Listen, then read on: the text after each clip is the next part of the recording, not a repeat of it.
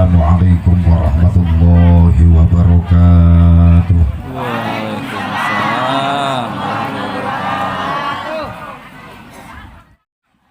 Bismillahilladzi la yadurru ma'asmihi syai'un fil ardi wala fis samai wa huwas samiul alim. Alhamdulillahil wahidil qahhar al-azizil ghaffar.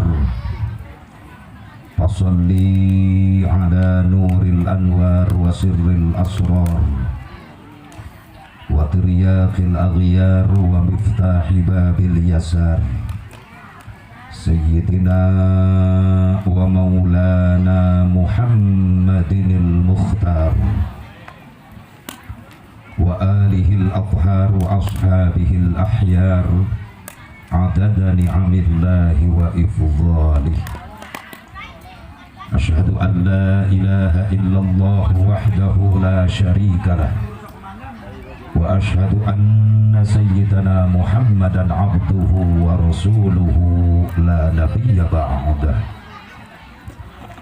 Qala Allah Ta'ala fi kitabihil karim, a'udzu billahi minasy syaithanir rajim. Bismillahirrahmanirrahim. Subhanalladzi asra bi'abdihi laylan minal masjidil haram ilal masjidil aqsa alladzi barakna hawlahu linuriyahu min ayatina innahu huwas samiul basir.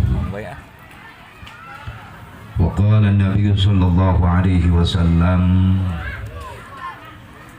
innama bu'istu liutammima masalihal amal.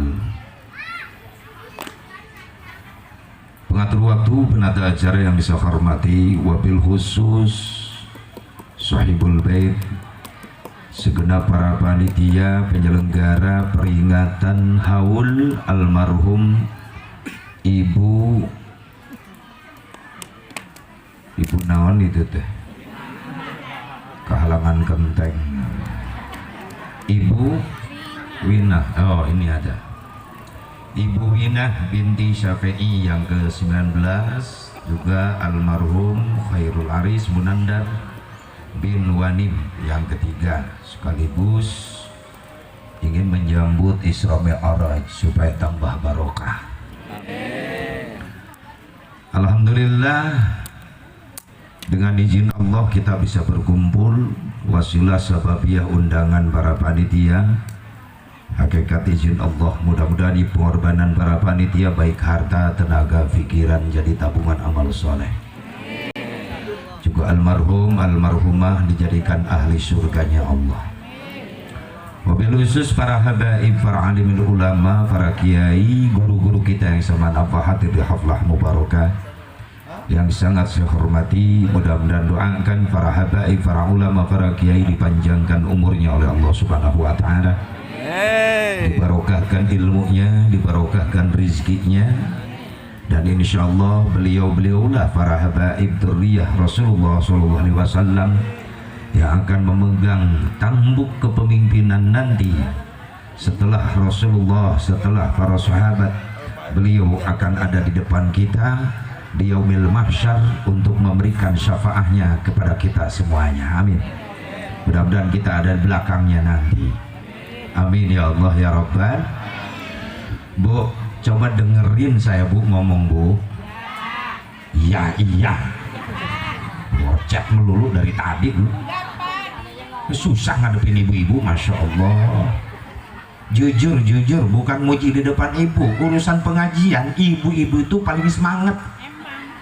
Tapi setiap pulang ngaji nggak pernah dapat ilmu. Kenapa? Karena di majelis taklim cuek sama kiai. Kiai ceramah, lu ikut nyerongok.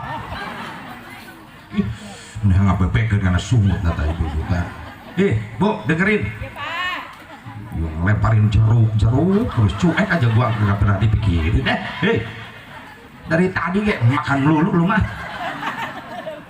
Nah ini resikonya ngadepin ibu-ibu. Kalau ngadepin bapak-bapak diem adem ya pada molor. Ini ibu-ibu nih, masya Allah. Hei, yang dagang jeruk coba diem. Hargain saya dulu, jauh-jauh dari Cikampek.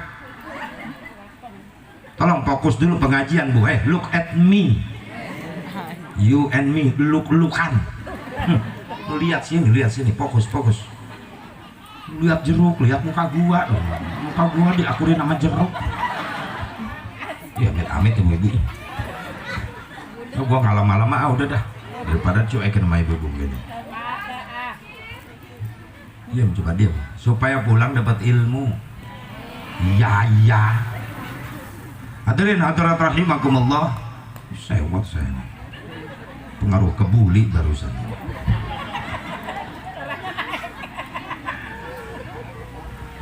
Mudah-mudahan langkah-langkah kita dari rumah masing-masing insya Allah dijadikan amal soleh. Meskipun sekarang masih pandemi corona COVID-19, protokol kesehatan tetap dijaga, cuma masker doang, jaga jarak nggak bisa. Tapi insya Allah ini pengajian jadi obat buat kita. Corona nggak berani datang ke sini ya, soalnya kata corona orang sini pada berani takut balik lagi ke Cina soalnya, mudah-mudahan pulang lagi ke Wuhan soalnya, amin. Gara-gara nenek-nenek ngedoain corona nggak pulang-pulang, nenek-nenek yang ngedoain. Ya iyalah, dapat bansos dari corona. Kata nenek-nenek bilangin sama corona terima kasih, mudah-mudahan corona panjang umur. Goblok, corona didoain panjang umur nenek-nenek. Mudah-mudahan kita diselamatkan oleh Allah Subhanahu wa taala, amin. Ya Allah ya Rabbal alamin. Khusus aparatur pemerintah setempat baik sipil, TNI, Polri yang saya hormati, ormas yang kebetulan bisa hadir di sini. Ormas apa? Lupa lagi tadi. Mitra Jaya. Alhamdulillah, mudah-mudahan diberkahkan semuanya oleh Allah Subhanahu wa taala. Hadirin hadirat rahimakumullah, marilah kita bersama-sama memanjatkan puji syukur ke hadirat Allah Subhanahu wa taala. Shalawat salam semoga tetap Allah curahkan selama-lamanya kehariban junjungan Nabi besar Muhammad sallallahu alaihi wasallam kepada para dzurriyyah-dzurriyyahnya, keluarganya, para sahabatnya, para tabi'in, atba'ut tabi'in, para sahabat semuanya, para tabi'in, atba'ut tabi'in, para ulama-ulama sholihin, juga para pengikutnya, khusus kita yang hadir pada siang hari ini. Mudah-mudahan kita mendapatkan syafaatul uzmanya Nabi Muhammad sallallahu alaihi wasallam. Berkaitan dengan haul, ibu pak, ada sebagian kecil umat Islam yang masih menganggap bahwa haul nggak ada dari sononya. Yuk kita gali sejarah. Kata siapa haulan nggak ada dari sononya? Dari sononya dari mana? Mungkin maksudnya nggak ada dari nabinya. Padahal justru yang ngasih contoh itu Nabi Muhammad sallallahu alaihi wasallam. Bersumber dari Ibnu Abbas radhiyallahu anhu, beliau berkata, "Kana Nabi sallallahu alaihi wasallam ya'ti kubur asy-syuhada inda ra'sil haul fayaqulu assalamu alaikum bima sabartum fa ni'ma uqbad dar." Qala wa kana Abi Bakr wa Umar wa Utsman yaf'aluna dzalik. Jadi haulan itu udah ada dari Rasulnya. Setiap akhir tahun Rasulullah bersama sahabat selalu berangkat ke Uhud. Untuk apa? Menghaulkan para syuhada Uhud. Dihaulkan sekali Rasul berangkat ke Uhud. Makanya disunatkan bagi yang umroh haji berkunjung ke Uhud. Karena di situ makom-makom para sahabat Rasulullah SAW, termasuk makomnya paman Rasulullah tercinta Sayyidina Hamzah radhiyallahu anhu ada di Uhud sana. Ketika nyampe ke Uhud, Rasulullah mengucapkan kalimat assalamualaikum bima sabartum fa ni'ma uqbad dar. Keselamatan untuk kalian semuanya, hasil kesabaran kalian. Sekarang kalian ditempatkan di tempat yang penuh dengan kenikmatan. Ada sahabat bertanya di belakang Rasulullah bernama Ibnu Muwaihibah radhiyallahu anhu, ya Rasulullah, apa untungnya buat kita datang ke sini? Kan yang di depan kita udah pada mati semuanya. Rasulullah jawab, saya mau tanya, apa kalian tahu yang di depan kita makom siapa? Makom para syuhada ya Rasulullah. Siapa syuhada itu? Sahabat-sahabatmu yang rela mengorbankan jiwa raganya demi Allah dan demi Rasulnya, yaitu engkau ya Rasulullah. Berarti kalian yakin yang di hadapan kita adalah makom-makom orang soleh? Iya ya Rasulullah. Kalian yakin? Yakin. Maka Rasulullah mengucapkan inda dzikris salihin tanzilur rahmah. Ketika kita mengingat orang-orang soleh, maka kontan Allah nurunin rahmat buat kita. Makanya dilanjutkan sama para sahabat, para ulama. Sekarang ada haul Syekh Abdul Qadir, ada haul para ulama, ada haul para habaib, haul guru-guru kita setahun sekali. Kenapa? Karena mereka adalah orang-orang yang soleh, dan ketika kita mengingat mereka, maka kita mendapatkan rahmat dari Allah Subhanahu wa Ta'ala. Amin ya Allah ya Rabbal. Amin ya Allah ya Rabbal. Makanya kurang gaul orang ngomong. Nggak ada dari sononya, nggak ada dari sononya. Ya lu kapan ke sono? Ngomong seenaknya. Ya jangankan haulan, muludan, rajaban, buat apa? Nggak ada dari sononya. Cikampek, Kerawang masih ada yang begitu, Bu. Pak Haji mau kemana? Rajaban. Nggak ada dari sononya, Pak Haji. Saya panas kalau dengar begitu. Saya samperin tuh orang. Lu ngomong apa barusan? Rajaban nggak ada dari sononya, Pak Haji. Nah lu kapan ke sono? Maksudnya apa Pak Haji? Ya lu maksudnya apa tadi? Iya Rajaban nggak ada dari sononya Pak Haji. Nah sekarang gua tanya, lu kapan ke sono? Ketemu sama siapa di sono? Bawa apa lu dari sono? Dan kapan mau ke sono lagi? Makin pusing tuh orang begituin. Ya Allah ya Rabbana, kalau memang belum seneng udah diem. Betul nggak? Tolong menghargai perbedaan, betul? Supaya Islam tetap kuat dalam koridor silaturahmi, jangan mudah dipecah belah, betul nggak? Iya, kan orang-orang Yahudi dunia sedang ngincer Islam Indonesia yang mayoritas.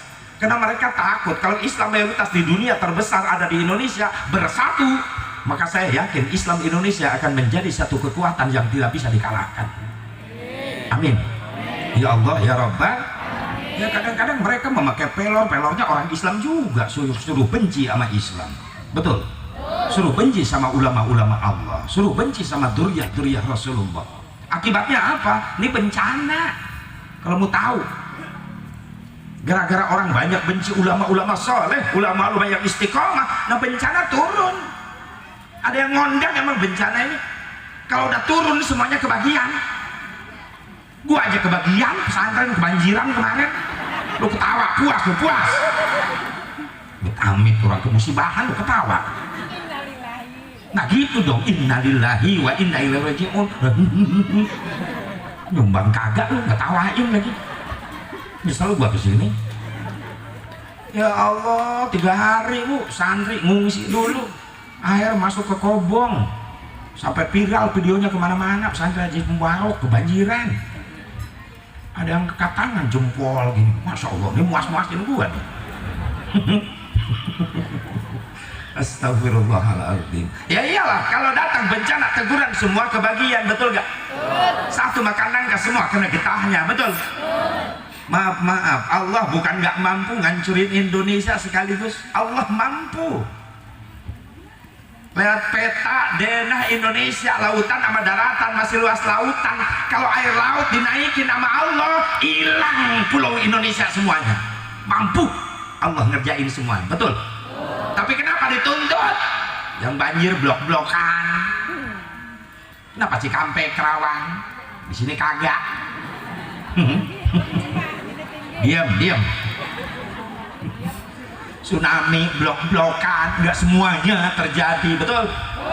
Gempa, blok-blokan, gunung pada kentut di mana-mana, blok-blokan, nggak kompak semuanya. Kenapa Allah masih sayang sama Indonesia? Kenapa masih sayang? Masih ada benteng di Indonesia. Siapa benteng? Nah, para habaib, para santri, para ulama, para kiai. Itulah benteng-bentengnya. Masih ada orang yang betah duduk di masjid dari maghrib sampai isya, muter tasbih, baca tasbih, bukan remote. Ngeluh remote mah. Maghrib sampai isya ribut sama anak berebut remote. Emaknya pengen si Samudra, anaknya si Upin. Datang bapaknya, bola, TV cuma satu. TV cuma satu, Masya Allah. Anaknya yang pertama Upin rebut sama emaknya. Emak masih kecil, tidur lu. Sinetron Samudra. Nyung sebanaknya di kamar, mewek molor langsung. Emaknya lagi nyengir sendirian lihat Samudra Cinta. Bapaknya datang, minggir bola final. Emaknya ke dapur, manyun dekat kompor gas. Bapaknya gila sendiri, edan. Teriak-teriak sendiri, oper, Masya Allah, yang nonton bola gila sendiri. Begitu kalah goblok, remote dilempar, TV pecah. Tengah malam masuk kamar, bini kagak ada.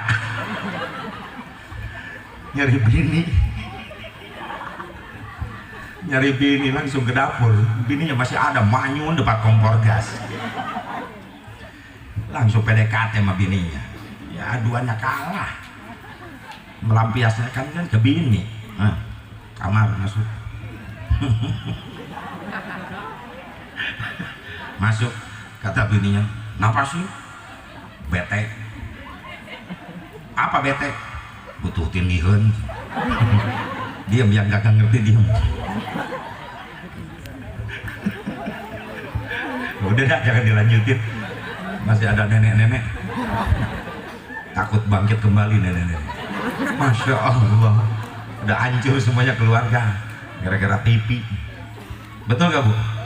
Berebut TV, bukan berebut tasbih, bukan. Masih ada orang yang istiqomah wirid di masjid, di musola. Masih ada para habaib, para ustadz yang ngelek kitab dibawa ke majelis taklim, ngajarin jemaah supaya beres wudunya, rapih sholatnya. Masih mau ngajar tentang ibadah. Kalau udah nggak ada para ulama, para santri, para kiai, Masya Allah, udah hancur Indonesia. Makanya untung masih ada yang mau ibadah, alhamdulillah. Makanya di kegiatan haulan ini, Rajaban ini, insya Allah jadi benteng. Khusus kita yang hadir dihindarkan, dijauhkan dari balahi, dari musibah. Amin. Ya Allah, ya Rabbal, ya Allah, ya Rabbal. Jadi haul sudah ada dari sononya, udah ada dari Nabi Muhammad Sallallahu Alaihi Wasallam. Mungkin kejadiannya beda. Sekarang dirayakan, disiarkan haulannya pakai tenda, panggung, sound system. Nah ini mungkin dirayakan, dibesarkan. Seperti ini belum. Kalau mengingat, menghaulkan yang udah almarhum, Rasulullah setahun sekali selalu berangkat ke makam Uhud menghaulkan para syuhada. Itu sering Rasulullah. Cuma nggak pakai tenda, pakai panggung, pakai sound system, enggak. Ya pikirin aja Rasul menyewa tenda kemana dulu, belum ada. Ya. Nah kalau dirayakan ya belum. Mungkin kesinian baru diramaikan seperti Rajaban. Jadi zaman Rasulullah belum pernah ada perayaan Rajaban pakai tenda panggung, nggak ada. Cuma peringatannya udah ada. Jadi mana yang dibid'ahkan? Mungkin perayaannya yang dibid'ahkan, dirayakan, dibesarkan seperti ini. Rasulullah belum pernah mengerjakan. Kalau menceritakan kejadian Isra Mi'rajnya, itu sadar memperingati, itu sering Rasulullah selalu menceritakan pengalamannya di depan para sahabat. Bahkan Rasul pulang Isra Mi'raj menceritakan pengalaman Isra Mi'rajnya di depan Abu Bakar Siddiq. Teruji keimanan Abu Bakar Siddiq, sehingga setelah Rasul menceritakan gak ada keraguan sedikit pun dalam keimanan Abu Bakar Siddiq. Langsung Abu Bakar Siddiq menjawab, "Shaddaqta ya Rasulullah, aku membenarkan apa yang kau alami malam tadi." Bahkan Fatimah nangis mendengar cerita ayahanda Rasulullah SAW. Banyak wanita-wanita umat Islam, umatnya Rasulullah yang hidupnya di akhir zaman, tapi nanti banyak di dalam nerakanya Allah. Sampai nangis Fatimah. Itu adalah peringatan, cuma tidak dirayakan, nggak pakai tenda, pakai panggung, sound system, enggak. Kapan mulai adanya perayaan seperti ini? Itu tahun 488 Hijriah, berurutan dengan Maulid, dengan Rajaban. Setelah perang salib pertama. Apa perang salib itu? Petinggi Katolik Italia, petinggi Katolik dunia, Paus Urbanus II mengeluarkan fatwa kepada orang Nasrani, barang siapa yang rela mengorbankan nyawa untuk merebut Baitul Muqaddas di Palestina, maka jaminannya masuk surga. Maka berbondong-bondonglah tentara Inggris datang ke Palestina, mengepung umat Islam, membantai umat Islam di Baitul Muqaddas. Itu disebut perang salib pertama, sebab tentara Inggris datang ke Palestina memakai jubah dan memakai tanda kalung salib. Dibantailah umat Islam di sana. Catatan sejarah perang salib pertama, umat Islam yang dibantai sebanyak 70.000 umat Islam yang dibantai. Islam yang selamat kabur, lari, menyelamatkan diri ke negara lain. Ada yang lari ke Irak, ada yang lari ke Persia, Iran, ada yang lari ke Yaman, ada yang lari ke Mesir, ada yang lari ke mengungsi ke Damsyik. Dulu Damsyik, sekarang Syria. Menyelamatkan diri, takut dibantai oleh Inggris. Setahun, 2 tahun, 3 tahun, lemah Islam, nggak ada kebangkitan sama sekali. Ketika Islam lemah, nggak ada kebangkitan, Baitul Muqaddas dikuasai Nasrani, tentara salib, muncullah ulama Allah, ahli sufi, ulama ahli Allah. Kelahiran Kupah. Kupah itu kota kecil di Irak Utara. Siapa itu ulama ahli Allah? Bernama Al-Imam Sirri As-Sitti, muridnya Imam Ahmad bin Hanbal. Imam Ahmad bin Hanbal muridnya Imam Syafi'i, Imam Syafi'i muridnya Imam Malik bin Anas. Imam Sirri As-Sitti pikirannya brilian, cerdas. Kata Imam Sirri, nggak ada lagi caranya untuk membangkitkan umat Islam, jihadnya supaya mampu merebut kembali Baitul Muqaddas, harus dikumpulkan umat Islam di satu tempat, lalu dibacakan sejarah kehidupan dan perjuangan Nabi Muhammad sallallahu alaihi wasallam. Cuma benturan Imam Sirri, kalau ribuan umat Islam datang, dari mana konsumsinya? Mulailah Imam Sirri memikirkan biaya. Pada waktu itu susah nyari biaya, sebab biaya belum kawin sama Mang Dana. Jadi biaya itu bininya Mang Dana, Mang Dana suaminya biaya. Kumain atau mengkol nama kamana bela. Susah cari biaya. Ya kalau ribuan umat Islam, ya setidaknya makan harus disediain. Kalau nggak ada makan, ada kue, ada air. Nah Imam Sirri memikirkan urusan doa, duit, doa,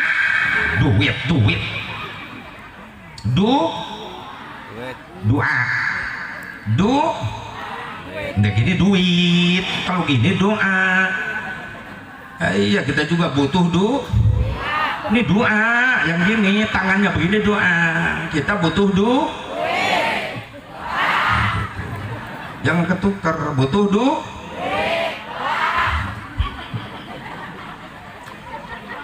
ya iya Pak. Kalau urusan duit ibu-ibu paling cepet nyangutnya duit. Iya, mau di rumah mau di pengajian otaknya tuh duit terus. Ibu-ibu ya nggak munafik Ustaz, kita manusia biasa di dunia butuh ya iyalah, gua juga manusia biasa Bu. Ustadz bukan juri, manusia butuh maka saya jauh-jauh dari Cikampek berangkat ke sini.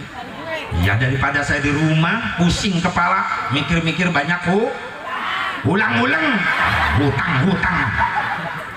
baru ketemu udah minta. Lu tahu dari mana gua banyak hutang? Ulang-ulang. Mending berangkat ke sini. Mudah-mudahan di sini dapat amal. Amplop.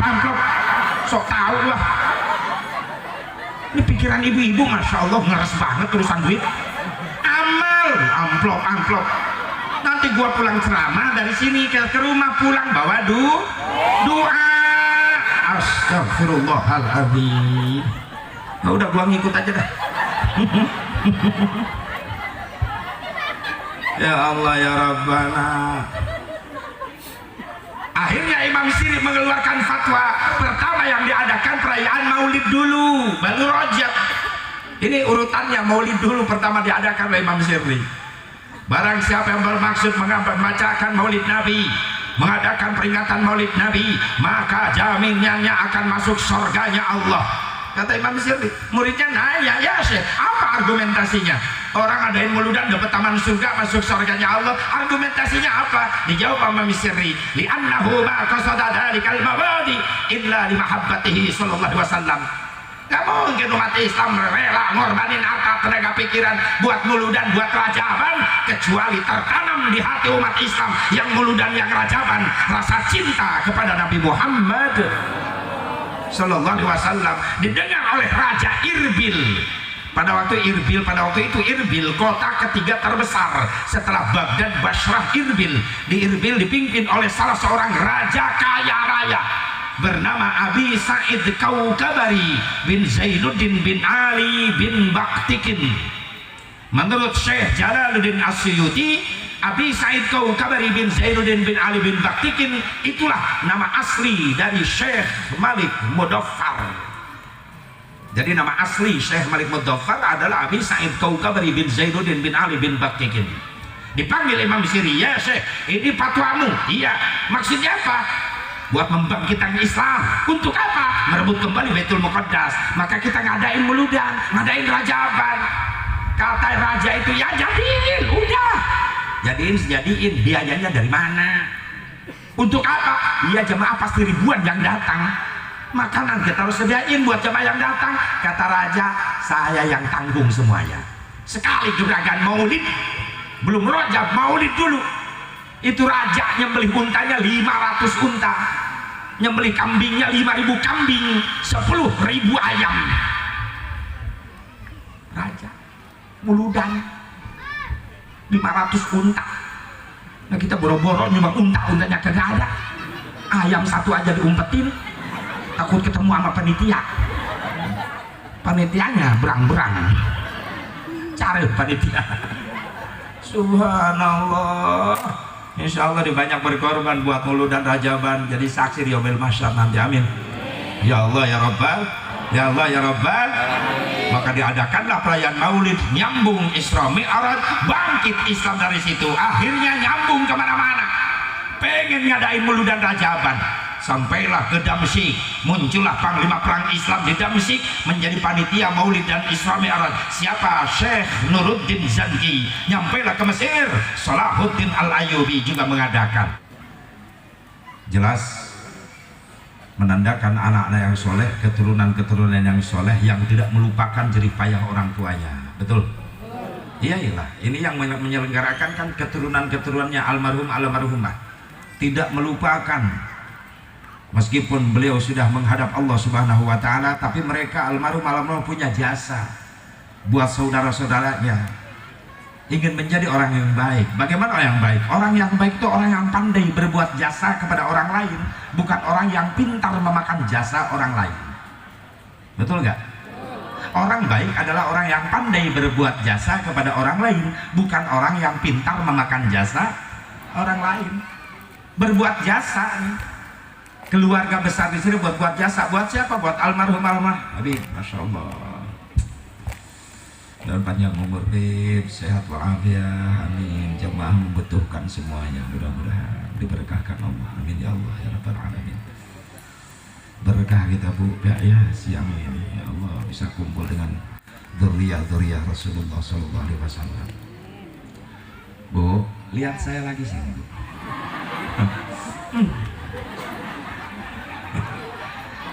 Kalau lihat yang ganteng-ganteng nih Bu, giliran gua naik panggung tersinggung gua. Kalau lihat para habaib, masya Allah, gak bosan memandangnya. Tapi lihat Asep Mubarok, kata ibu-ibu, bosan gua. Iya, kenapa? Nggak ada yang lewat lagi? Ada, tenang, nanti para habaib lewat, kita pandang wajahnya. Mudah-mudahan kita dimaksud dipanggil nanti, amin.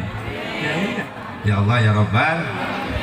Nah inilah cetakan dari orang tua menjadi anak yang soleh, sehingga tidak melupakan meskipun orang tua saudaranya udah meninggal, udah wafat, dia selalu ingin mengirim doa kepada para orang tuanya, kepada saudara-saudaranya. Apa nyampe doa-doa kita? Ya nyampe, Allah yang sampaikan semuanya. Tapi kan udah mati, yang udah mati nggak denger. Nah ada sebagian kecil umat Islam, buat apa kita baca Fatihah sama yang mati? Udah nggak kedengeran, yang mati mah udah nggak denger, yang denger mah yang hidup. Katanya begitu, saya samperin, betul Wak? Om betul, yang udah mati yang kagak denger. Buat apa cara baca Fatihah sama yang mati? Nggak bakalan kedengeran, udah mati. Yang ngedenger mah yang hidup. Kata saya betul, logikanya begitu. Yang denger tuh yang hidup, yang mati udah kagak denger. Tapi beda dengan iman. Kalau pandangan dengan iman kepada Allah, kepada kekuasaan Allah, maaf, gak denger, gak perlu nungguin mati. Betul? Yang hidup aja banyak yang kagak denger. Betul gak? Siapa? Kakek lu, kata saya begitu. Kakek lu masih ada, dengar? Enggak, masih hidup. Enggak perlu nunggu mati. Betul gak? Udah tua tapi tenaganya masih kuat, masih dagang beras. Bu, tetangga saya udah 90 tahun masih dagang beras keliling. Pak, kemana? Gas berem. Kan nggak nyambung itu. Berapa seliter? 6 karung. Mudah-mudahan apa dimakan harimau. Amin. Masya Allah. Berarti orang tua nekat itu namanya. Sakti itu. Harimau aja ditantangin. Masih hidup tapi udah nggak denger. Iya, kalau logika begitu. Yang mati mah udah nggak denger, yang denger mah yang hidup. Maaf, kalau Allah berkehendak jangan nunggu mati. Yang masih hidup aja udah banyak yang kagak denger. Betul nggak? Jadi urusan denger kagak denger bukan urusan hidup mati, tapi urusan Allah. Yang penting kita bacakan doa, bacakan Fatihah, Allah yang menyampaikannya. Amin. Ya Allah ya Rabbal alamin. Sampai tawasul aja diharamin. Buat apa tawasul musyrik. Masya Allah. Ini orang nggak baca Al-Quran ya. Kadang-kadang sepotong baca Al-Qurannya. Karena Allah yang nyuruh tawasul. Buka surah Al-Maidah. Bismillahirrahmanirrahim. Ya ayyuhalladzina amanu taqullaha wabtaghu ilaihil wasilah. Wallahu a'lam bimuradi. Hai orang-orang yang beriman, bertakwalah kepada Allah dan mintalah kepada Allah al-wasilah, dengan wasilah, dengan perantara, dengan tawassul. Yuk kita gali asbabun nuzul ayat yang diturunkan oleh Allah. Fatalaqqa Adamu min rabbih kalimatin fataba alaihi innahu huwat tawwabur rahim. Wallahu a'lam bimuradi. Nabi Adam diterima taubatnya oleh Allah gara-gara Nabi Adam bertawassul, menyebut-nyebut nama Nabi Muhammad sallallahu alaihi wasallam. Nabi Adam diturunin dari surga ke dunia, dipisah sama Siti Hawa. Hawa turunin di Jeddah, Saudi. Nabi Adam diturunin di Bud, sekarang India. Nabi Adam sujud di atas batu yang menghampar luas. Berapa tahun sujud Nabi Adam sambil nangis, sambil sujud baca doa istighfar, pengen diampuni Allah. Rabbana zalamna anfusana wa illam taghfir lana wa tarhamna lanakunanna minal khasirin. Terus dibaca selama 100 tahun sujudnya Nabi Adam. 100 tahun Pak. Kita boro-boro sujud 100 tahun. Umur aja kagak nyampe. Baru diajak imam semenit aja udah pegel leher. Gerak imam di depan masih sujud, di belakang udah ngangkat palanya. Nengok ke depan imam masih sujud, nyusul lagi sujud lagi. Nah itu ngerepotin malaikat kalau begitu. Kata malaikat, gua bingung nilainya ini orang. Tengah-tengah rakaat sujud 3 kali, sahwi aja bukan. Untung malaikat gak pernah humor. Kalau malaikat humor udah dirojok pantatnya tuh orang. Ini sujud apa-apaan. Aneh sekarang DKM beli sajadahnya sajadah yang mental, ada pernya, tuntang. Coba sekali-kali di masjid beli sajadah yang pakai aibon. Begitu sujud rapat kepala udah nggak ngangkat-ngangkat lagi. Kagak betah diajak sujud, amit ya Allah. Kadang-kadang imam aja dipilih-pilih. No, ibu-ibu kalau terawih pasti milih masjid. Bu, nanti malam di mana? Masjid sono. Jadi lambat. Sono cepet. Kemarin saya di sono, alhamdulillah jam 8 udah bubar. Pulang ke rumah sinetron masih keburu. Nah besok Ramadan ya, TV bawa semuanya ke masjid. Kepala edan lu.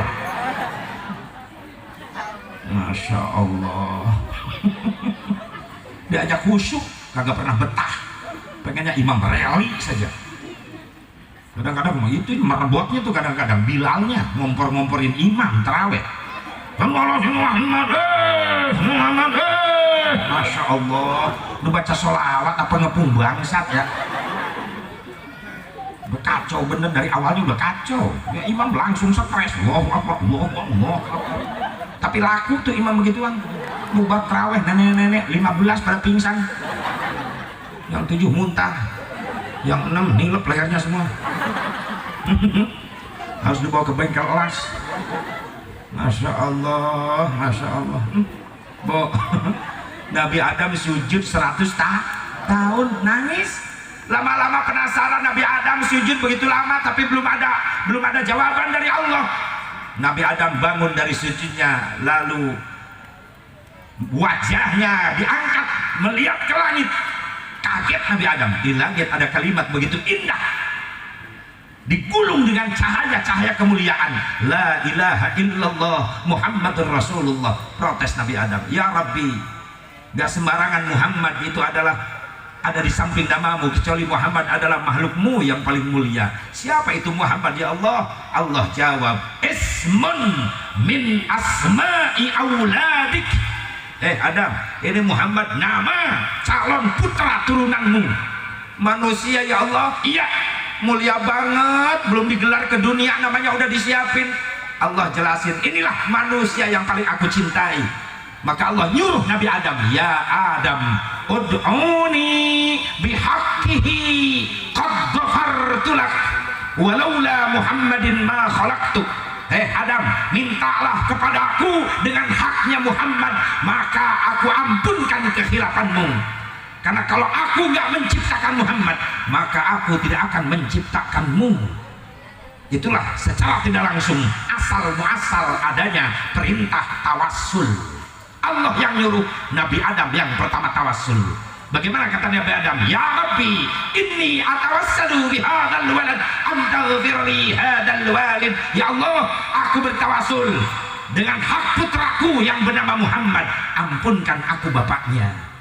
Maka Allah terima tobat Nabi Adam setelah menyebut-nyebut nama Nabi Muhammad. Nabi Muhammad sallallahu alaihi wa alihi wasallam. Nabi Nuh bertawassul ketika Nabi Nuh alaihissalam disuruh Allah menghancurkan raja dolim bernama Daromsil bin Kumel. Apa kedoliman si Daromsil? Cikal bakal adanya perjudian. Itu tentara Daromsil sampai 200 tentara bersenjata, sementara Nabi Nuh cuma 9 orang santrinya. Disuruh Allah untuk ngancurin Daromsil. Kata Nabi Nuh, ya Rabbi, gimana ngancurinnya? Tentara Daromsil 200 bersenjata. Ketika Nabi Nuh mengeluh, datanglah malaikat menghadap Nabi Nuh. Ya Nabi Allah Nuh, jangan khawatir, berangkat. Kau mampu dengan 9 santrimu menghancurkan Daromsil. Bagaimana caranya malaikat? Buka telapak tangan kananmu. Lalu dibuka telapak tangan kanan Nabi Nuh, ada tulisan, dibaca oleh Nabi Nuh, Ilahi as'aluka antansurani binuri Muhammad. Nabi Nuh kaget, ya malaikatnya Rabbi, hei malaikatnya Allah, ini di tanganku ada nur Muhammad, cahaya Muhammad. Ini nama malaikat muqarrabin, apa nama malaikat rohaniyun? Kata malaikatnya Allah, bukan nama malaikat, itu nama manusia pilihan Allah yang akan menjadi pemimpin umat akhir zaman yang paling dicintai dan disayangi oleh Allah. Berteriaklah Nabi Nuh, bagaimana kata Nabi Nuh? Ya Rabbi, panjangkan umurku, jadikan aku umatnya. Subhanallah. Seorang pangkat Nabi, seorang pangkat Rasul seperti Nabi Nuh alaihissalam mengidam-idamkan pengen jadi umat Nabi Muhammad. Ini hebatnya Rasulullah. Subhanallah. Yang tadinya takut 9 orang, mendadak berani berangkat Nabi Nuh, hancur Daromsil dan kedolimannya. Subhan. Dengan ada nama di sana Nur Rasulullah SAW. Ya kan, sebelum Allah nyiptain apa-apa, yang pertama Allah ciptakan nur, cahaya. Ketika cahaya sudah dibentuk, sudah dicipta, Allah berfirman kepada cahaya, ya nur khalaqtuka wa sammaituka bi Muhammad. Hei cahaya, aku ciptakan engkau dan aku namaimu dengan nama Muhammad. Setelah menciptakan Nur Muhammad, baru Allah menciptakan Arash, Lauhil Mahfud, Qalam, dicipta dari nurnya Nabi Muhammad SAW. Bahkan ketika menciptakan Qalam Allah dari Nur Rasulullah, Allah berfirman kepada Qalam, ya Qalam, uktub. Qalam, tulislah. Kata Qalam, tulis apa ya Allah? Allah berfirman, la ilaha illallah Muhammadur Rasulullah SAW. Ditulislah oleh Qalam, la ilaha illallah Muhammad Rasulullah SAW. Mudah-mudahan kita semuanya akan bertemu dengan Rasulullah nanti. Amin. Terus terang, capek nggak dirasa, pusing nggak dirasa, sibuk kerja nggak dirasa, demi cintanya kepada Rasulullah SAW kita rela berkumpul di sini. Betul? Betul nggak? Karena ada rasa cinta kita kepada Rasulullah. Alhamdulillah nih panitia haul memberikan keberkahan buat kita semuanya. Mudah-mudahan turunan-turunan almarhum dijadikan turunan yang soleh dan soleha.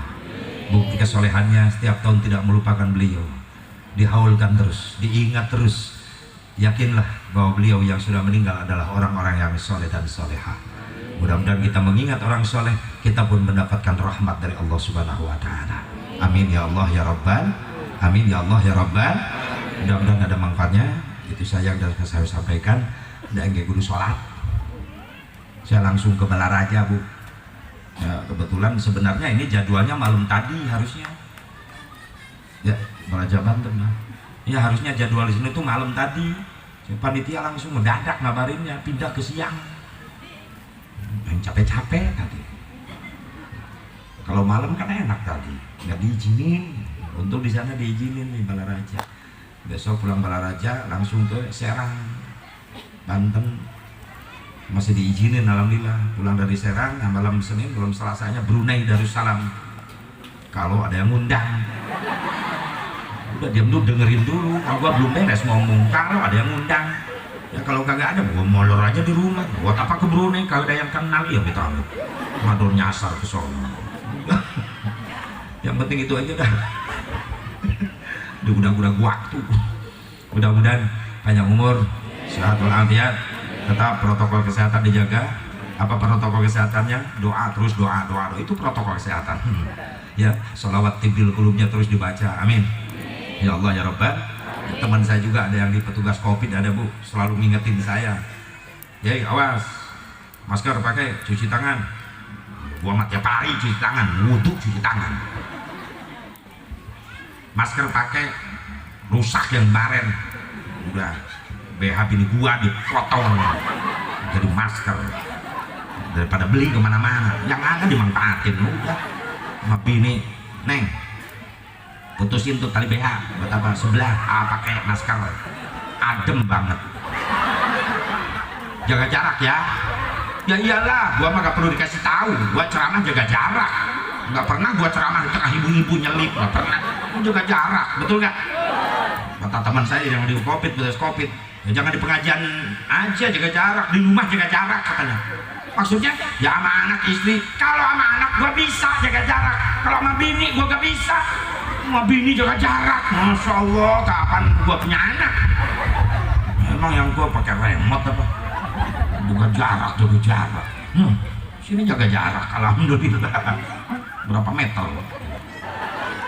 Mudah-mudahan ada manfaatnya. Ya, ini buat keluarga yang dihaulkan di sini apa? Mudah-mudahan dijadikan anak yang soleh, diberkahkan rezeki dan usahanya. Tetap istiqomah, cinta ulama, cinta para habaib. Insya Allah itu akan mendatangkan keberkahan buat kita semuanya, dan kita selalu dijaga oleh Allah Subhanahu wa Ta'ala. Hadanallahu wa iyyakum ajmain. Assalamualaikum warahmatullahi wabarakatuh.